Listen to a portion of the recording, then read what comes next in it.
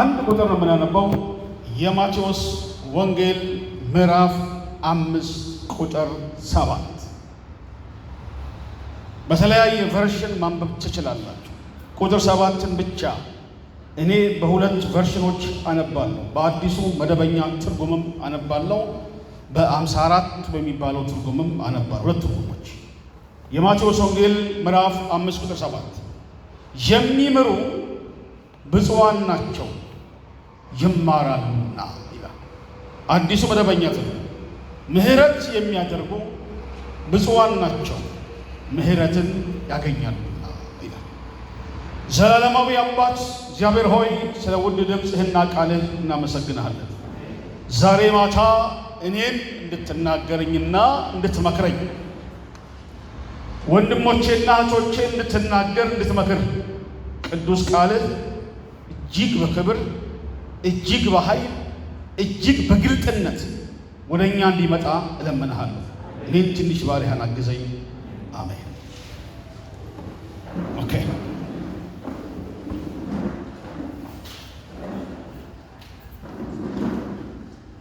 ምህረት ምንድን ነው? የመጀመሪያው ርዕሳችን ነው። ምህረት ለመሆኑ ምንድን ነው? ቃላቶች መተርጎም በጣም አስፈላጊ ነው። ከዚህ በፊት ወንድሜ ዶክተር መስፍን 5 ክላስ ስለዚህ ጉዳይ እንዳወራናለሁ። ስለዚህ ነካ አድርገነው ብዙ ሳንቆይበት ትርጉሙን ወስደን እንወጣለን። ምህረት ምንድን ነው?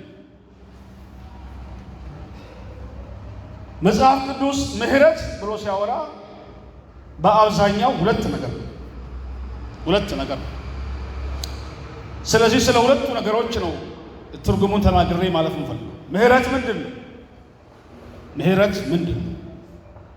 ምህረት ማለት አንድ ሰው ሊቀበለው የሚገባው ቅጣት ሳይቀበል ሲቀር ማለት ነው። እንደ መጽሐፍ ቅዱስ ትርጉም ምህረት ማለት አንድ ሰው ሊቀበለው የሚገባው ቅጣት ይገባዋል። ቅጣቱ ሊቀበለው የሚገባው ቅጣት ሳይቀበለው ሲቀር፣ ቅጣቱን ሊቀበል ይገባ ነበር ግን ሳይቀበለው ሲቀር ምህረት ይባላል። ምህረት ማለት አንድ ሰው ሊቀበለው የሚገባው ቅጣት ሳይቀበል ሲቀር ማለት ነው። ይህንን ከሐዋርያው ጳውሎስ ሕይወት አንጻር ነው እየተረጎምኩት። አንደኛ ጢሞቴዎስ ምዕራፍ 1 ቁጥር 13 ላይ እንደምታውቁት አንደኛ ጢሞቴዎስ 1:13 ላይ ጳውሎስ አስቀድሞ ተሳዳቢ አሳዳጅ፣ አንገላች ምንም ብሆን ይልና ይህንን አደረገልኝ ይላል። ሃሌሉያ! ይህንን አደረገልኝ። ምን አደረገል ስትሉት ምህረት አገኘው ይላል። አሜን። አስቀድሞ ተሳዳቢ፣ ምንም አይደብቅም፣ አሳዳጅ፣ አንገላች ምንም ብሆን ይህን አደረገልኝ፣ ምህረት አገኘው።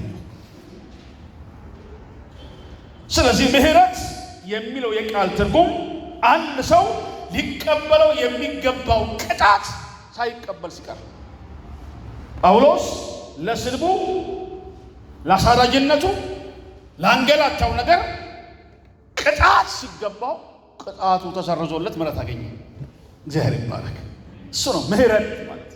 የሚገባንን ሳናገኝ ስንቀር ኋላ ላይ ምሳሌ ብዙ ምሳሌዎች ይሰጣሉ።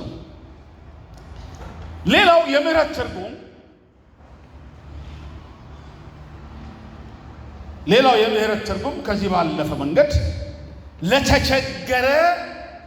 የተቸገረ ለመርዳት የሚደረግ ተግባራዊ እርምጃ ብየዋለሁ። የተቸገረን ለመርዳት የሚደረግ ተግባራዊ እርምጃ እሱ ምህረት ነው። እኔ ዛሬ ስለዚህ ባላወራ ምህረት ግን ይሄም ምህረት ነው።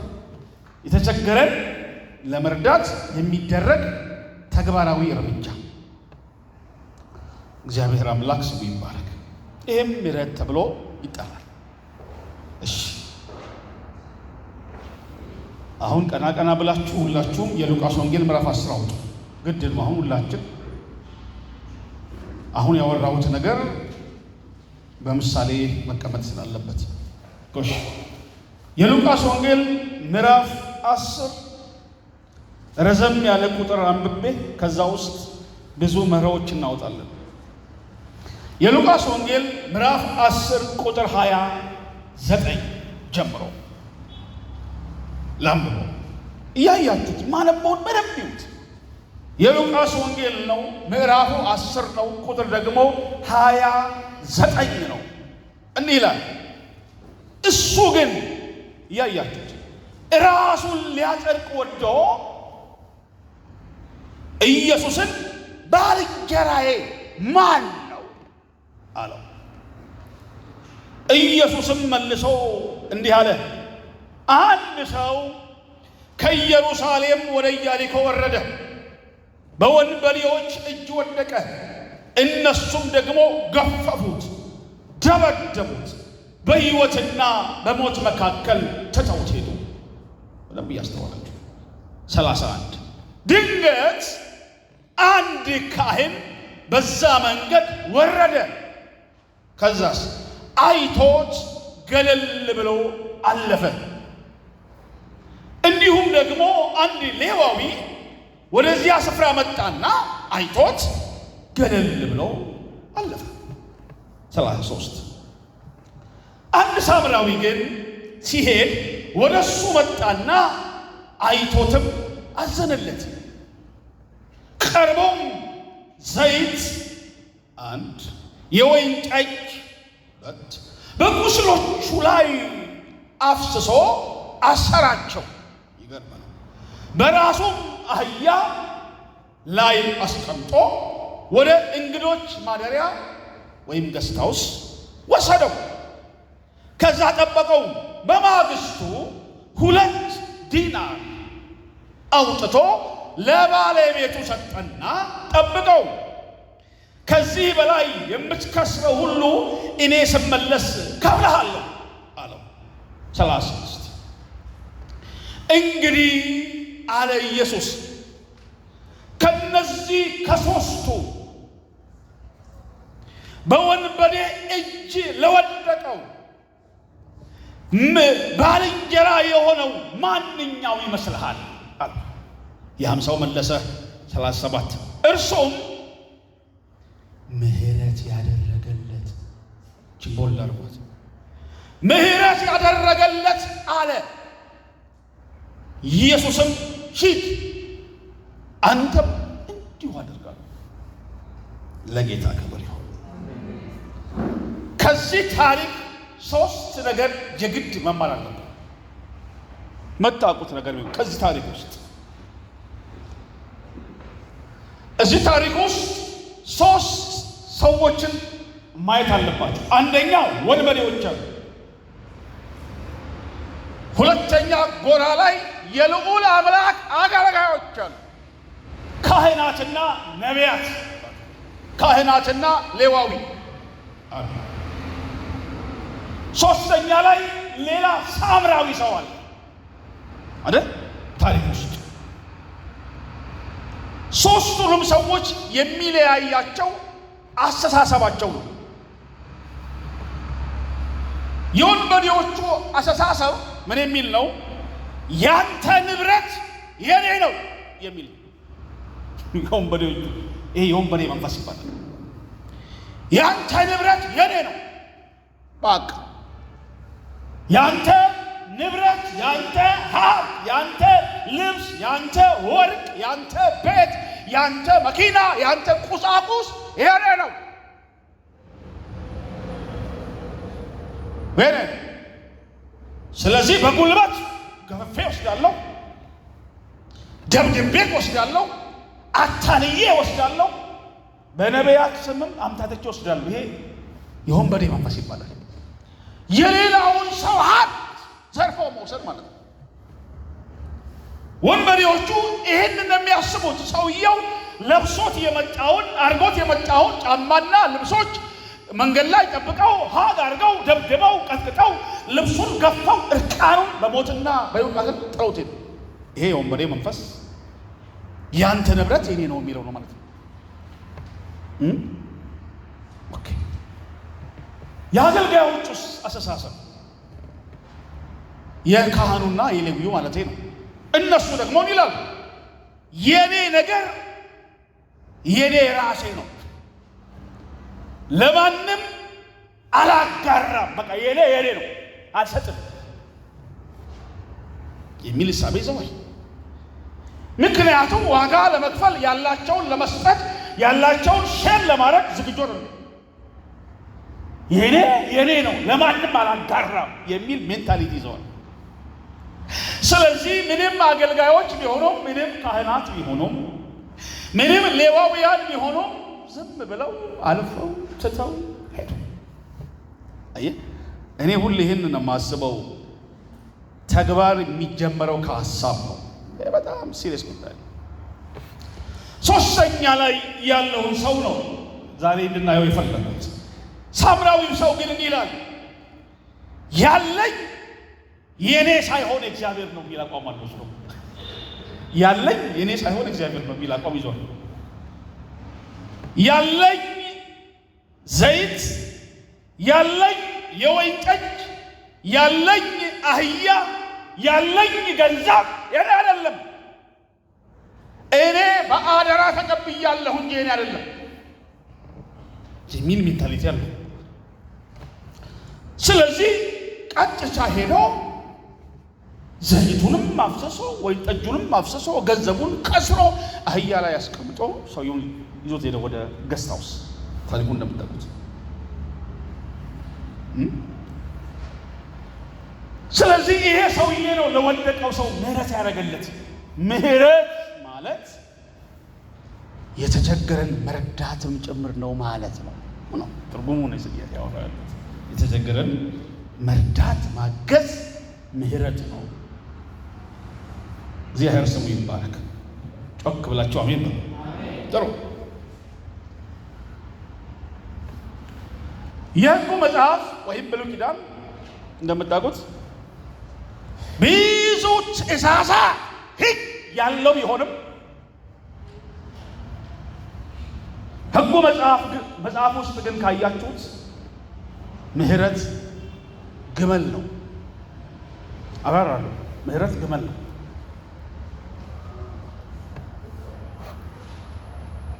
ሌሎቹ በጣም ትናንሽ ናቸው ወይም ትንኝ ናቸው።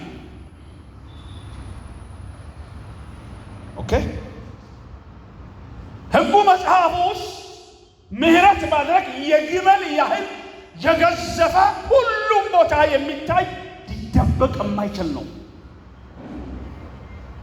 የማቴዎስ ወንጌል ምዕራፍ 23 ቁጥር 23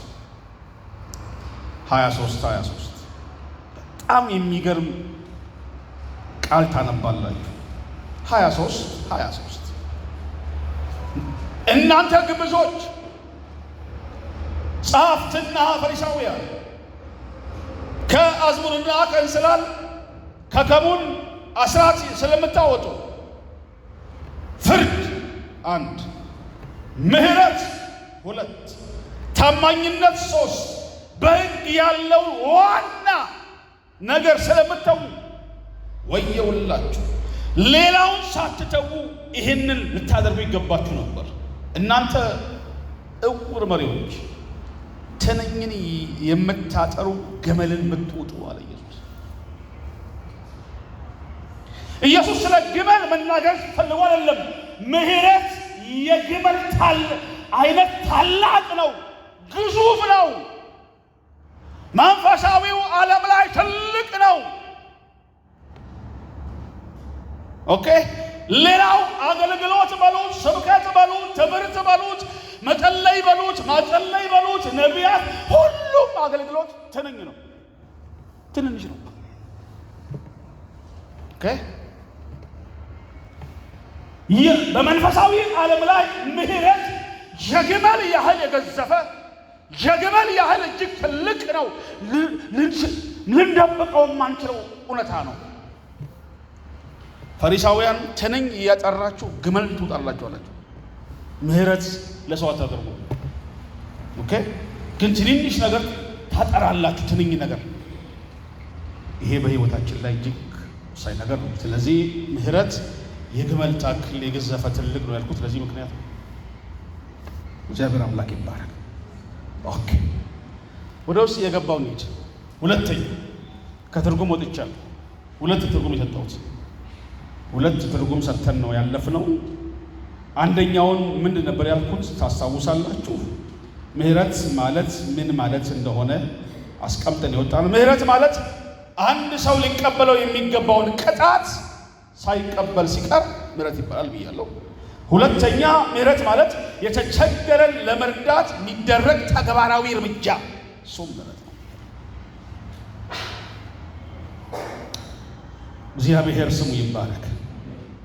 አሜን አትሉም? ኦኬ። ምህረትና ጸጋ፣ ይህም ባለፈው የተማርነው ሐሳብ ነው። በሶስቱ ነው የሚሄድበት።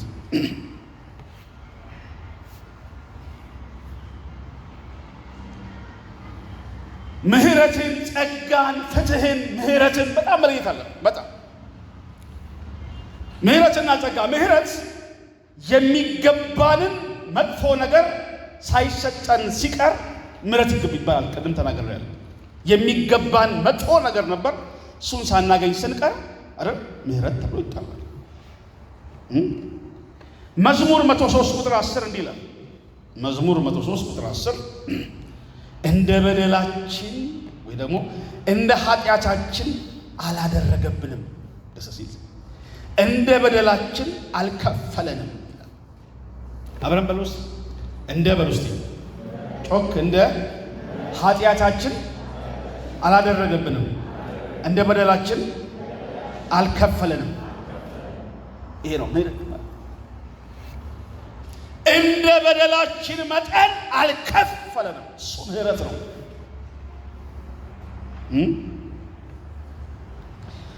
እንደ በደላችን መጠን ሲከፈለን ፍትህ ይባላል። አብራራ በጣም ፍትህ ይባላል። እንደ በደላችን መጠን ሳይከፈለን ደግሞ ሲቀር ምህረት ይባላል። እሺ እግዚአብሔር አምላክ ይባረክ። ዮሐንስ ወንጌል ምዕራፍ 8 ሁላችሁ አውጡና እዛ ላይም ትንሽ ቆየት ትላል። ዮሐንስ ወንጌል ምዕራፍ 8 ኮሽ አውጡ ልጠብቃችሁ። አንድ ታሪክ እናንብብ፣ ስቶሪ እናንብብ እና ከዛ ውስጥ የተለያዩ ፕሪንሲፕሎች አውጥተን እንቀጥላለን። እሺ ዮሐንስ ወንጌል ምዕራፍ 8 ቁጥር 1 እያያችሁት አነባለሁ። ኢየሱስ ግን ወደ ደብረ ዘይት ሄደ፣ ማለዳም ወደ መቅደስ ደረሰ። ሕዝቡም ሁሉ ወደ እሱ መጡ፣ ተቀምጦም ያስተምራቸው ነበረ። ቁጥር 3 ጻፎችና ፈሪሳውያን በምንዝር የተያዘች ሴት ወደ እሱ አመጡ። በመካከልም እርሷን አቁመው መምህር ሆይ ጂሰስ ይህቺ ሴት ስታመነዝር ተገኝታ ተያዘች። ሙሴ እንደነዚህ ያሉት እንዲወገሩ በሕግ አዘዘን። አንተ ስለ እሷ ምን ትላለህ? አሉት።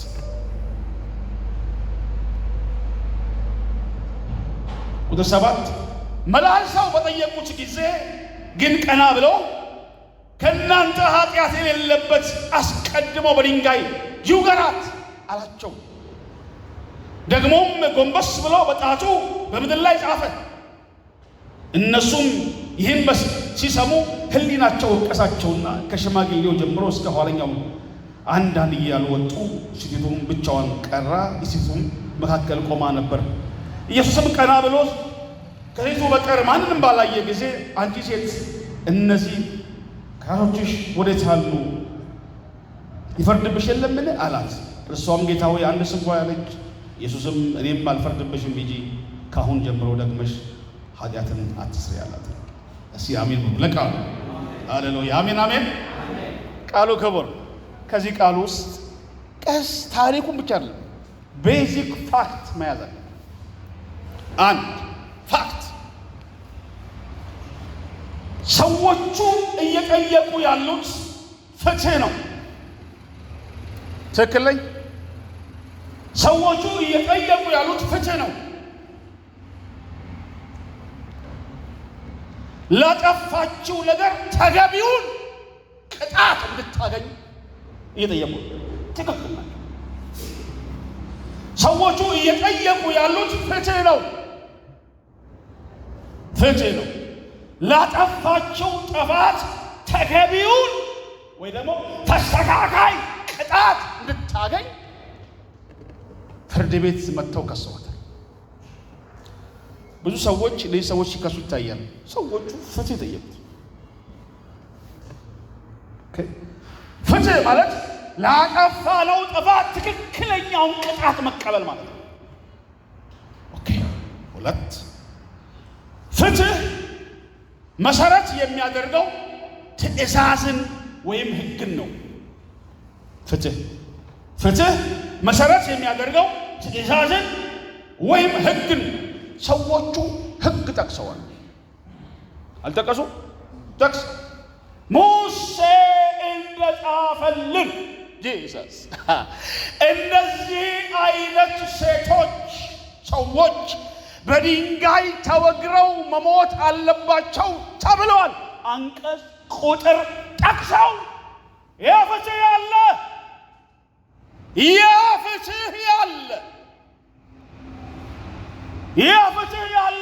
ጥቅስ ሴትዮዋ ምንም ምርጫ የላት።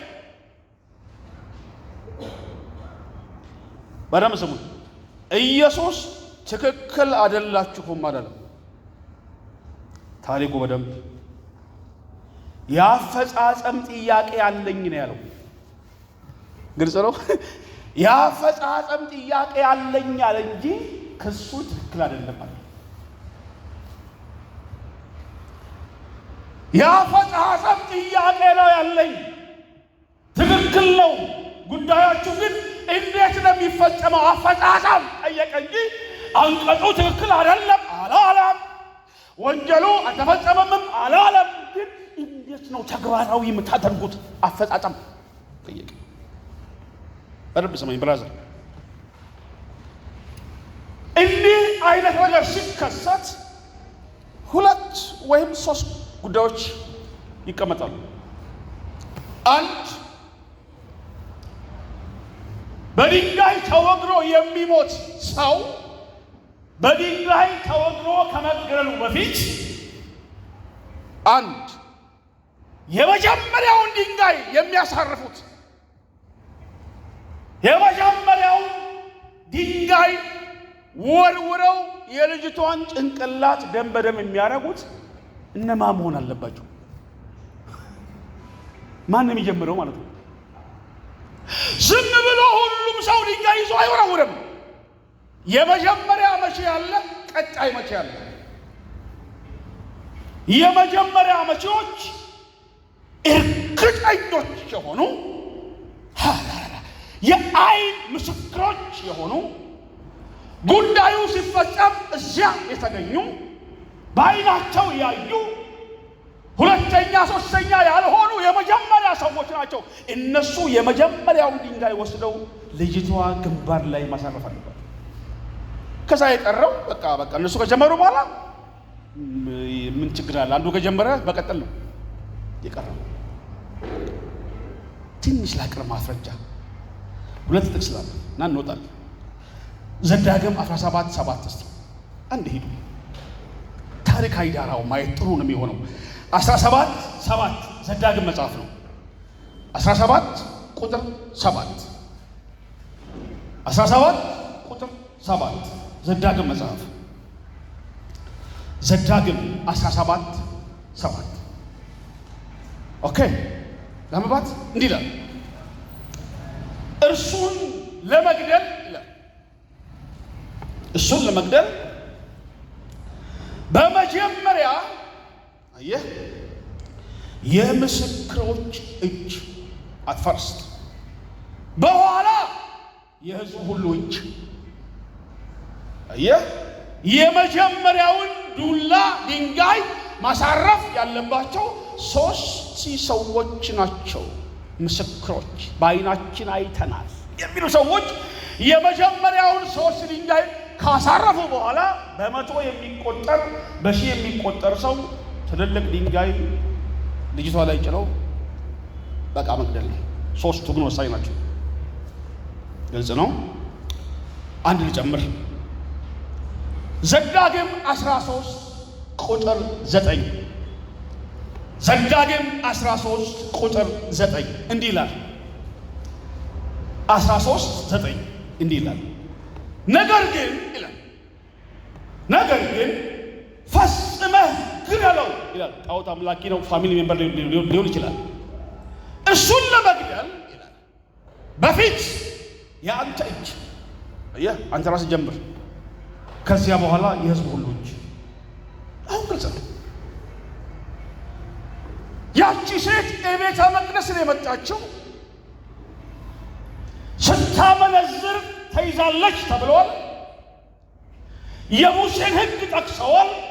የፍትህ ጥያቄ ነው። የፍትህ ጥያቄ ነው።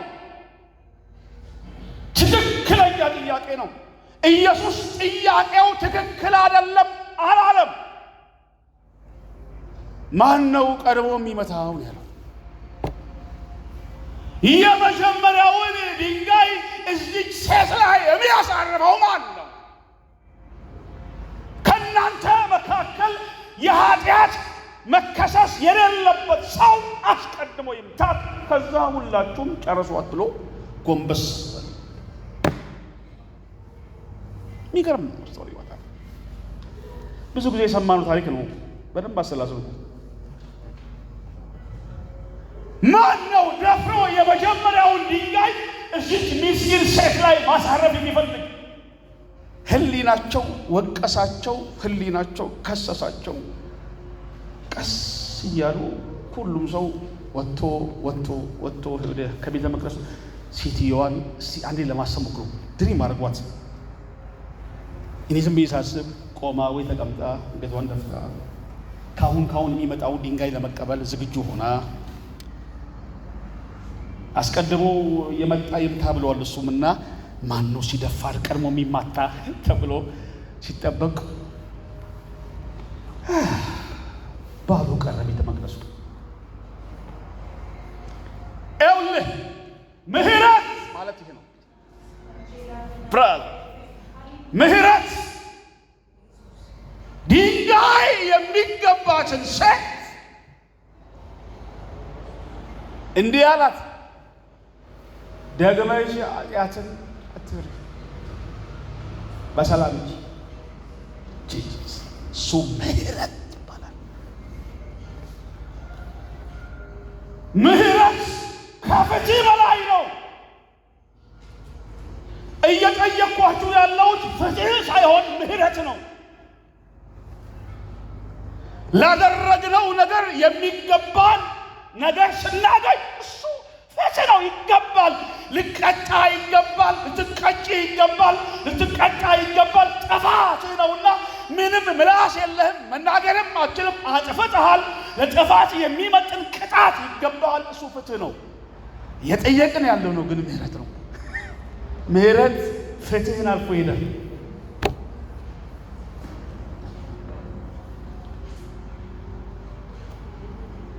ከምህረት አንጻር 3 ነገር ልንገር። ምህረት ፍርድን ይገታል። ምህረት ፍርድን ያሸንፋል። በምህረት ይጠፋል። ምህረት የፍርድ አሸናፊ ነው። እንደ ታሪኩ ላይ እንዳየነው። ሁለት ምህረት ከፍርሃት ነፃ ያወጣል። አሜን አትለኝ? ያቺ ሴት ዙሪያዋን ከቧት ከነበረው ከድንጋይ ወገራ ከድንጋይ ሞት ልክ ምህረት ስታገኝ ፍርሃቱ ለቋት ሄደ። ኢየሱስ በታላቅ ምህረቱ ለጸጋ በር ይከፍታል። አሁን ተገባባል?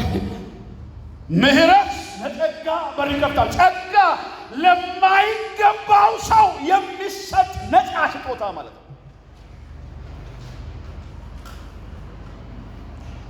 ምህረት በማግኘቴ ስዘል ስቧርቅ ሳመሰግን እልል ስል ዱላው ቀረልኝ፣ ሲኦል ቀረልኝ፣ ከሲኦል አመለጥኩ ብዬ ምህረት አስገርሞኝ አስደንቆኝ ስዘል ስጨፍር ምህረት በስቶብኝ ልውሉ መጣና እዚህ ላይ አይበቃም ማለት እህስ ስላለው የማይገባ ልስጣለኝ። የማይገባ አገልግሎት ልጩህ። እጃችሁ ላይ ያለው አገልግሎት በሙሉ የማይገባችሁ ነው። ከኔ ጀምሮ አንዳችሁ እዚች መድረክ ላይ ቆመን ለመስበክ፣ ለማስተማር፣ ለመጸለይ፣ ለማጸለይ አንድም ሰው ስለሚገባው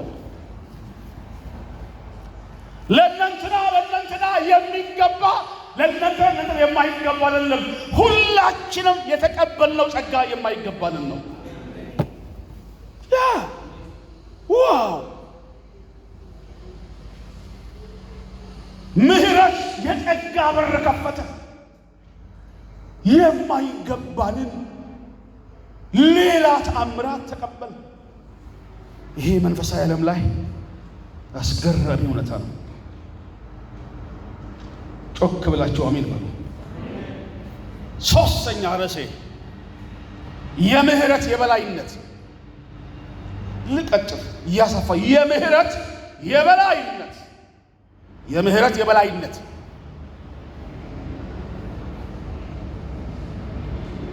እዚህ ጋር ሁለት ነገር ላይ ያወራል።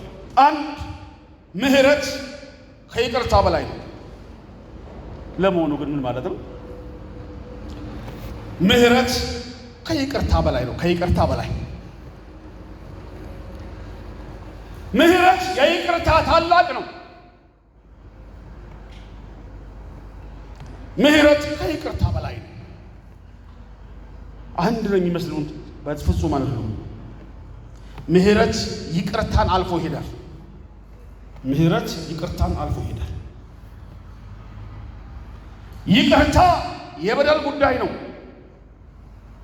ይቅርታ የሚያተኩረው በደል ላይ ነው። እንደምታውቁት ይቅርታ የሚያደርግ ሰው ክፉን በክፉ አልመልስም ብሎ ሲወስን ነው። ክፉን በክፉ አልመልስም ብሎ ሲወስን ነው። እሱ ይቅርታ ይባላል።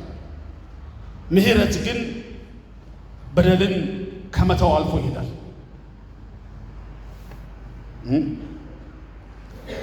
ምሳሌ ልስጥ በደንብ ግልጽ እንዲሆን። ምሳሌ እናምጣ። ስሙኝ እስኪ ቀና ብላችሁ ምሳሌ ልስጥ። አንድ ሌባ ቤታችሁ ገባ። ኢማጂን አድርጉ። የሆነ ሌባ እናንተ ቤት ገብቶ እየሰረቀ እና የእናንተ ጥሩ ሀብቶች የወሰደ ነው። አያድርስ ብቻም ከባድ ፈተና ነው። ልክ ቤት ስትገቡ ሌባውን እጅ ከፈንጅ የእናንተ ስልክ ይዞ ሲወጣ ያዛችሁት። ምንም ታረጉት?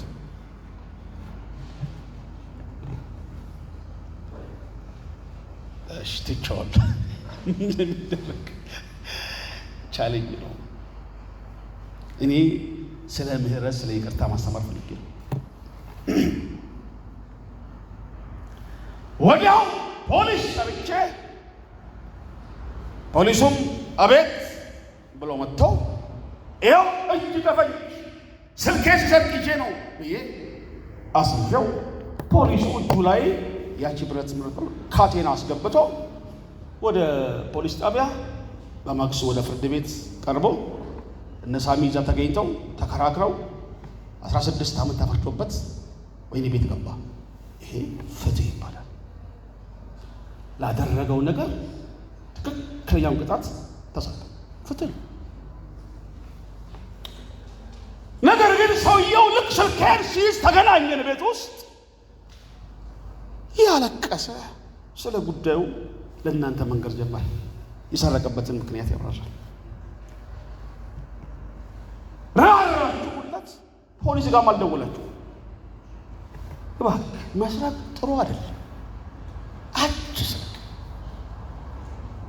እኔ ለፖሊስም አልደውልብህም። ወህኒ ቤት ገብተህ የምትማር አይመስለኝ። ፕሊዝ ደግማ አትስረቅ። እኔ ምህረት ወይም ይቅርታ አድርጌልሃለሁ። ስልኬን አምጣ። ያው ስልኬ ጊዜ በፊት ይባሌ ይቅርታ አደረኩለት። ፍትህ፣ ይቅርታ። ሶስተኛ አሁንም ያን ወንድም ያዝ ፖሊስ አልጠራሁም፣ ስለ ችግሩ ነገረኝ፣ ይቅርታ አደረኩለት። ግን የነገረኝ ታሪክ ልቤን ነካው። እንዴት መሰለ? ይሄን ስልክን የሰረኩት እኮ እናቴ ታማ ነው ሆስፒታል ናት። ለእናቴ መታከሚያ ተቸግሬ ነው። ይኸውልህ የእንትኑ መግዣ ፋርማሲ ሄጄ መግዣ ስላጣው እናቴ ልትሞትብኝ ስለሆነ ማረገው ሳጣ ሰረኩ አለኝ። ለእናትየው መድኃኒት መግዣ 20 ሺህ ብር ሰጠኋት። ምህረት፣ ይቅርታ አደረኩለት። 20 ሺህ ብር ለእናትየው መድኃኒት ገዝቼ ሄደን ለእናትየው ሰጠ መድኃኒቱ። ይሄ ምህረት ይባላል። ግልጽ ነው። ምህረት ይቅርታን አልፎ ሄዳል። ደግነት ጭምር ያደርጋል። ፍትህ ተገቢ ነው። እግዚአብሔር የፍትህ አምላክ ነው። ይቅርታ እጅግ አስፈላጊ ነው። ምህረት ግን ከፍትህም ከይቅርታም በላይ። ኢየሱስ ለዘላለም ስሙ ይባረክ። አሜን አትሉ? የምህረት አምላክ ይባረክ። ጮክ ሶስት እስቲ የምህረት አምላክ ይባረክ ሲባል ጮክ ብላችሁ ድገሙት። የምህረት አምላክ ይባረክ። ይደገም። የምህረት አምላክ ይባረክ። ይደገም። ኢየሱስ ለዘላለም ስሙ ጌታ። ይሄ በጣም አስገራሚ ጉዳይ ነው። ጠላት ቢራብ ምን አድርገው ነው የሚለው? አየህ፣ አበላው ምህረት ነው። ምህረት ነው። ለጠላት ምህረት ማድረግ ትንሽ ነገር ነው። ይቅር ማለት ምህረት ማድረግ መቻል ግን ጠላትህ ሲራብ ቼክ ቆርጠ ስጠው ማለት ነው። ያለፈ ነው በጣም። ኢየሱስ ለዘላለም ጌታ ነው። ሁለት ምህረት ከመሰዋት ይበልጣል። ምህረት ከመሰዋት ይበልጣል። ከመሰዋት ይበልጣል። ይህ በጣም ወሳኝ ነገር ነው። ምህረት ከመሰዋት ይበልጣል። ምህረት ከመሰዋት ይበልጣል። የማቴዎስ ወንጌል ምዕራፍ 12 ቁጥር 7 12:7 ምህረትን እወዳለሁ መስዋዕትን አይደለም ያለው ምን እንደሆነ ብታስተውሉስ ኃጢአት የሌለባቸውን ባልኮነናችሁ ነበር። በጣም የሚገርም ነው። እንደገና ተመልሰን እዛው የማቴዎስ ወንጌል 9:13 ላይም ተመልከቱ። ይሄ ቃል ተደግሟል። 9:13 ነገር ግን ሄዳችሁ ምህረትን እወዳለሁ መስዋዕትን አይደለም ያለው ምን እንደሆነ ተማሩ፣ ኃጢአተኞችን ወደ ንስሐ እንጂ ጻድቃንን ልጠራ አልመጣሁምና አላቸው ይላል። ክብር ሁሉ ለጌታ ይሁን። ምህረት ከመስዋዕት ይበልጣል። መድረክ ላይ ከምናደርገው እንቅስቃሴዎች በላይ ነው። ምህረት ከጸሎት ይበልጣል። ምህረት ከመስበክ ከማስተማር ይበልጣል። ምህረት በህይወታችን ውስጥ አንደኛ። ጌታ አምላክ ይባረክ። ኦኬ፣ የመጨረሻ ሐሳብ the cycle of mercy የምህረት ዑደት። የምህረት ዑደት ይህ በጣም አስፈላጊ ነገር ነው። የምህረት ዑደት the cycle of mercy። ምህረት ዑደት አለው፣ ሳይክል አለው፣ ይሽከረከራል። እኛ ምህረት የምናደርገው አስቀድመን ከእግዚአብሔር ምህረት ስለተቀበልን ነው። ትክክል ነኝ? አዎ። ለሌሎች ምህረት ስናደርግ ደግሞ ከእግዚአብሔር ዘንድ ሌላ ተጨማሪ ምህረት ወደኛ ይመጣል። ጂሰስ ምህረት የሚያደርጉ ሰዎች ይማራሉ። አለም ይከፍሉ። አዎ። ሶስት ዑደት አለው። የመጀመሪያ ዑደቱ የሚጀምረው ከእግዚአብሔር ነው። ምህረት የሚጀምረው ከእግዚአብሔር ነው። እግዚአብሔር ምህረት ስላደረገልን ነው ለሰዎች ምህረት የምናደርገው። ይህን ታውቃላችሁ። ምህረት የሌለው ሰው ምህረት ሊያደርግ አይችልም አይደል? አዎ። ሁለተኛ ከእግዚአብሔር የተቀበልነው ምህረት ለሌሎች ለበደሉን ሰዎች እንሰጣለን። ከእግዚአብሔር ተቀብለን ለሰዎች እንሰጣለን። ምህረት ማለት ነው ከእግዚአብሔር የመጣ ነው ምህረቱ። ለሌሎች ምህረት ማድረጋችን ምክንያት ሌላ ተጨማሪ ደግሞ ምህረት ወደኛ ይመጣል። ሰዎችን ይቀርባልን ቁጥር የእግዚአብሔር ምህረት ደግሞ ወደኛ ይመጣል። እግዚአብሔር ይባረክ። ከፍ ሲያርጉ የምህረት መንፈስ የምህረት ክብር ያገኛል። አሜን። የምህረት ኃይል ያገኛል። የምህረት ጉልበት ይገናኛል። ጮሁና አሜን በሉ። አሜን። ሁለት እንትን የሚቀረኝ ምሳሌዎች፣ ሁለት ምሳሌዎች በጣም ወሳኝ ናቸው። እኔን ኖቴ ላይ ምን አልኩት? ማሳሰቢያ አልኩት። እንዳው አዙሪ ያሳየት ደስ ይለኛል። ማሳሰቢያ አልኩ ለራሴ። ማሳሰቢያ። ይህ ዑደት ከተቋረጠ እንደ ሙት ባህር እንሆናለን አልኩት። አብራራለሁ።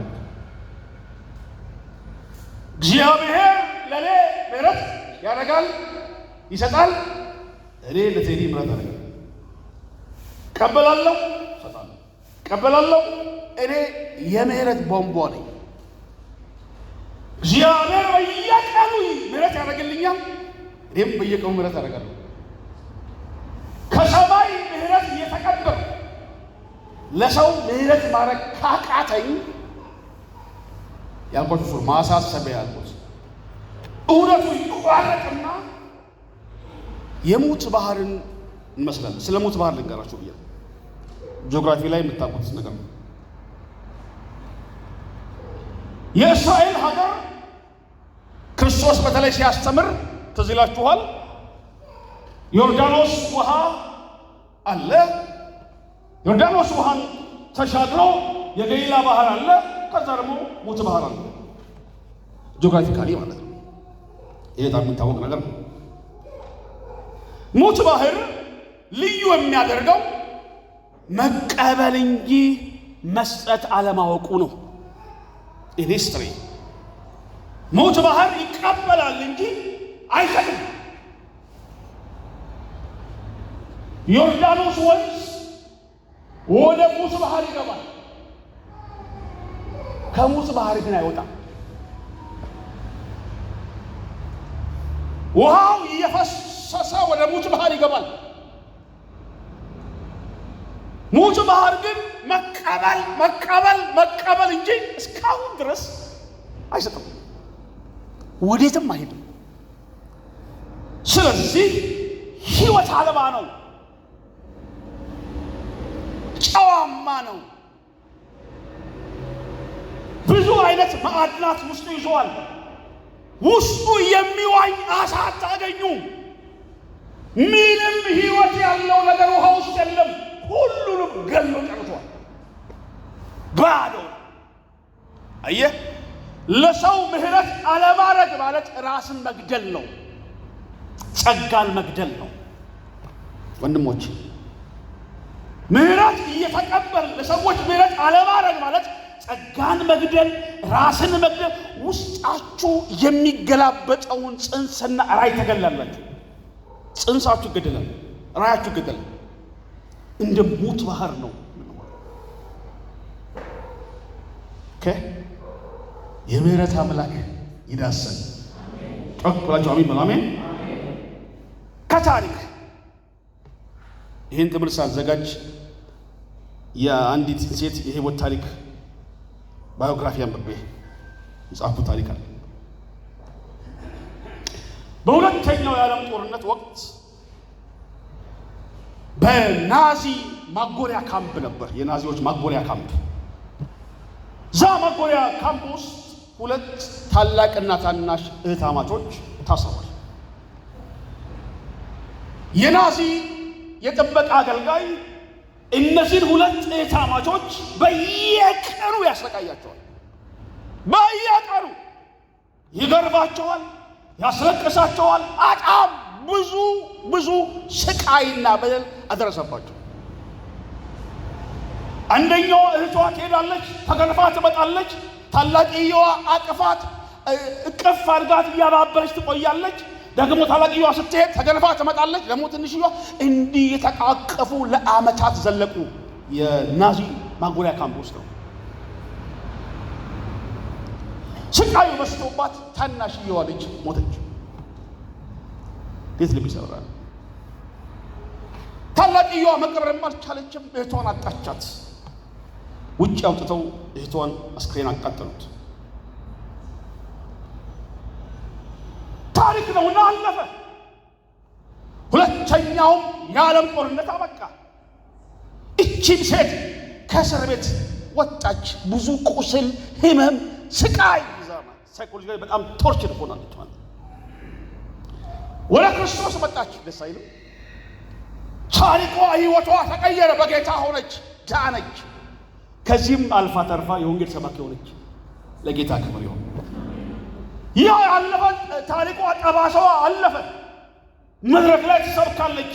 አንድ ትልቅ ኮንፈረንስ ላይ እንድትሰብክ ተጋበዘች። ስለ እግዚአብሔር ምህረት መስበክ ጀመርኩ አለች። ታሪኩ እሱ ስለሆነ ስለ እግዚአብሔር ምህረት የሚምሩ ብፁዓን ናቸው ይማራሉና የሚለው ትምህርት ሳዘጋጅ ነው እሷን ታሪክ ፈለግ ያገኘው። ይሄንን ጥቅስ እየሰበኩ እያገለገልኩ ጉባኤ ላይ እግዚአብሔር መንፈስ ሲንቀሳቀስ ሲሰራ ይታይ ነበር አለች።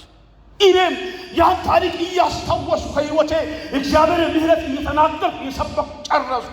ጉባኤው ደስተኛ ነበር። ከመድረክ ላይ ወርጄ ሰዎችን ሰላም ማለት ጀመርኩ። እንዴት ናችሁ? ደህና ናችሁ እያልኩ ስስም አንድ ሽማግሌ ሰው መጣች። አውቋታል። ያሰቃያት የናዚ ዘበኛ ነው። እግዚአብሔር ምህረት አድርጎልኛል። ምህረት ታደርግልኛለች? የእህትሽ ቅልም አለብኝ፣ ድብልቅልቅ አለብኝ፣ ከንፈሬ ደረቀ፣ ተንቀጠቀጥኩ። ወዲያው የሰበኩት ጥቅስ ምህረት የሚያደርጉን ማራን። ስሜቴን አላምንም፣ ቃሉን ነው የማምነው፣ ሁኔታውን አላምንም ብዬ ለራሴ ሶስቴ ጮክ አለች። ጉባኤውን ዞር ብሎ ይለኛል። ቁጭ ብዬ ስቅስቅ ብዬ እህቴ አሁን የሞተች ስለመሰለኝ ሰቅሰቅ ብዬ አለቀስኩና ሲወጣልኝ ተጠምጥም ያቀፍኩትና ምህረት አድርጌልሃለሁ አልኩት አለች። ታጥቷል። አዛት ሞመንት እግዚአብሔር ቅባት ወደ ህይወት የመጣች አገልግሎቴ ተቀየረ። ሌላ ሰው ባዮግራፊዋ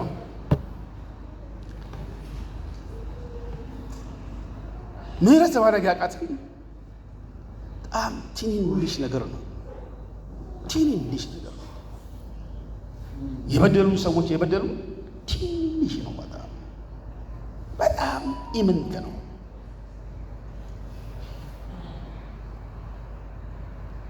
ቅባት የሚፈልግ ሰው ሁሌ እላለሁ 40 ቀን ጾም ጸሎት ከሚገባ ከልቡ ለሰዎች ምህረት ያድርግ።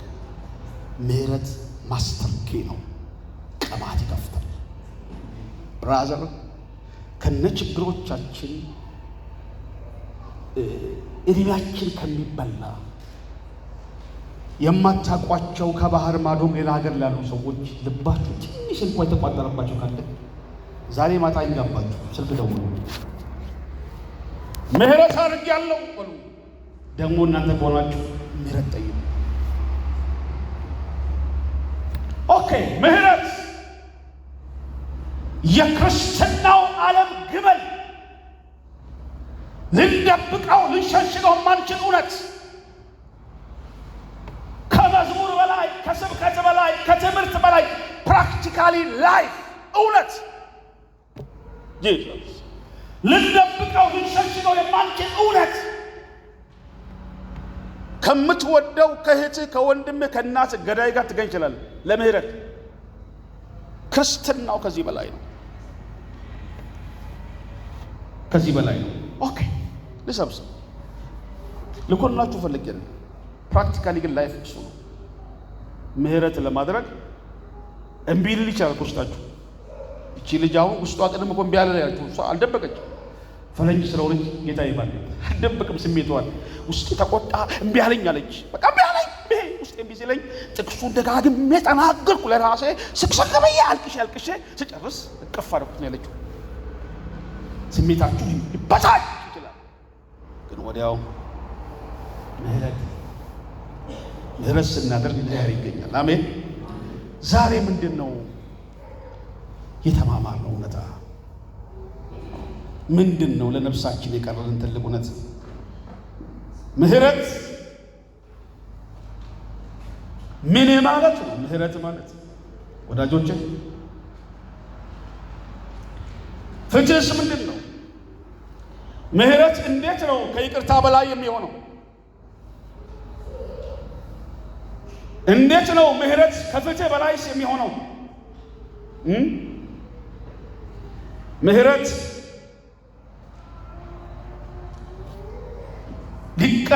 ልንቀበለው የሚገባው ቅጣት ሲቀርልን፣ የተማረ ሰው ብዙ የተተወለት ዳዳዳዳዳዳዳዳዶ ቁጭ ብለን እሷን የተማረ ሰው ብዙ የተተወለት መተላለፍ ኃጢአት ተረሳችለት። አንተም ቢያመሰግን ቢያስቀና አሳነሰብህ እንጂ መቼ ይበዛል ያለ ክብቻይቺ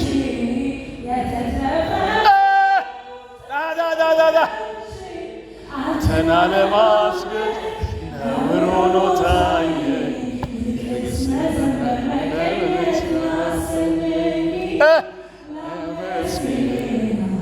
ከፍ ላድርግ ልስገድ ልዘምርልህ አምላክ